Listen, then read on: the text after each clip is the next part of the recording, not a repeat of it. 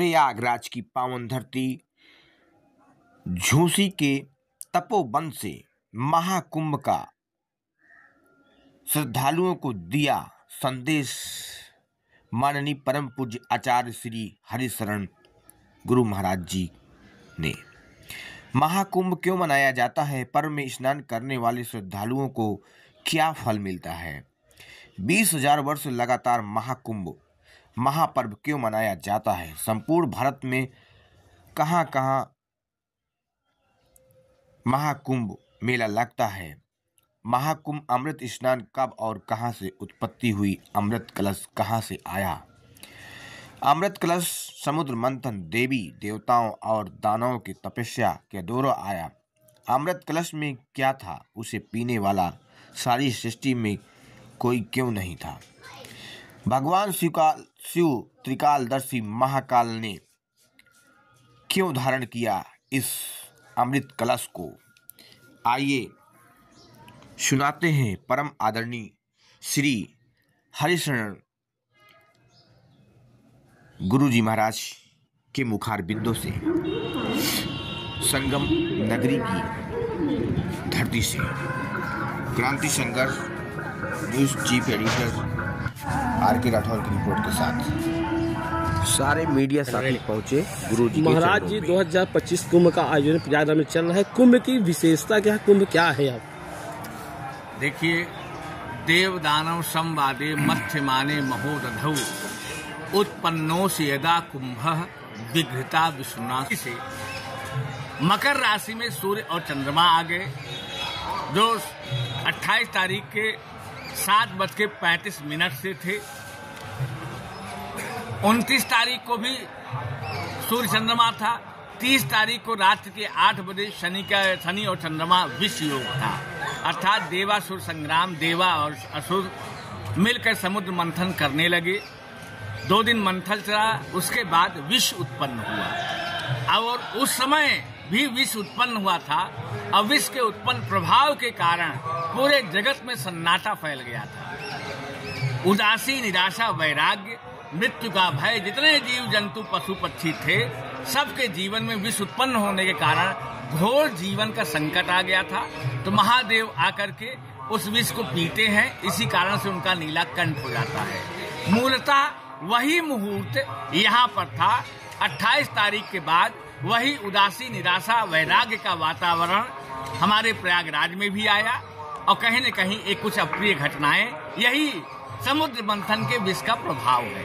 इस 1 तारीख के बाद जो ग्रह योग जिसमें विष निकला है, ये 30 तारीख की 8 बजे से और 1 तारीख तक इसका पूरा प्रभाव शनि चंद्र योग विष योग है। उसके बाद गुरु और चंद्रमा का योग आ रहा है, जिसमें महाराष्ट्र होते हैं, असुरों को मदिरा मिलती है। जो पीरियड है ये हमारे उन्हीं नक्षत्रों के प्रभाव में है जिस समय समुद्र मंथन हुआ था। आज जो कुंभ लगता है, कुंभ अमृत का मतलब होता है आत्मज्ञान, क्योंकि आत्मा कभी मरती नहीं। से एक ऐसी कुंभ में अंत हमारे मंत्र रचता ऋषियों ने अमृत प्राप्ति कहा है। तो 28 तारीख से लेकर के 8 तारीख की सुबह तक ये समुद्र मंथन, विष का उत्पन्न होना, महालक्ष्मी का उत्पन्न होना, अमृत का उत्पन्न होना, साथ ही साथ अमृत को देवताओं को बंटना, ये मूलतः यही प्रभाव प्रयागराज के कुंभ का है। तो हमारा विष का पीरियड निकल रहा है, आज शाम तक निकल जाएगा। अब कल से पुनः जो हमारा माघ मेला है, इस समय जो उदासी, निराशा, वैराग्य, सन्नाटा आ गया है, कहीं न कहीं हमारे पुनः कुंभ में रौनक आ जाएगी, जनता के बीच में रौनक आ जाएगी 2 तारीख के बाद से। इसी 2 तारीख से कुंभ मेला 26 फरवरी तक सैलाब की भांति चलेगा। अमृतत्व की वर्षा होगी, लोग निर्भय होके आए, प्रयागराज में आए। वो ग्रह योग समाप्त हो चुका है और प्रयागराज में आकर के जो कुंभ का उद्देश्य है अमृतत्व की प्राप्ति, उसको प्राप्त करें। यही हमारे पूरे पृथ्वी की प्रयागराज की अचीवमेंट है, बिना किसी घबराहट के। क्योंकि जगत सर्वग्रह जीनम विष योग आया था, समुद्र मंथन विष निकला था, इसलिए हादसे हुए। अमृत का पीरियड आ रहा है। हमारी सरकारें, हमारे लोग, हमारी जनता सब अच्छा कार्य कर रहे हैं। सभी लोग आकर के कुंभ के अमृत का पान करें। इसी से हम असुरत्व से मुक्त होकर के पशुत्व से मुक्त होकर के मनुष्य बनेंगे, मनुष्यत्व से दैवत्व को प्राप्ति होगी और दैवत्व के बाद ब्रह्मत्व को पाया जा सकता है। यही कुंभ की संकल्पना है। महाराज जी, महाकुंभ को लेकर भारत में धार्मिक क्या मान्यता है महाकुंभ को लेकर? यह तो अभ्युदय ने श्रेयस सिद्धि सधर्म, जहाँ निरंतर अभ्युदय हो और चरम कल्याण की प्राप्ति हो, वो धर्म है।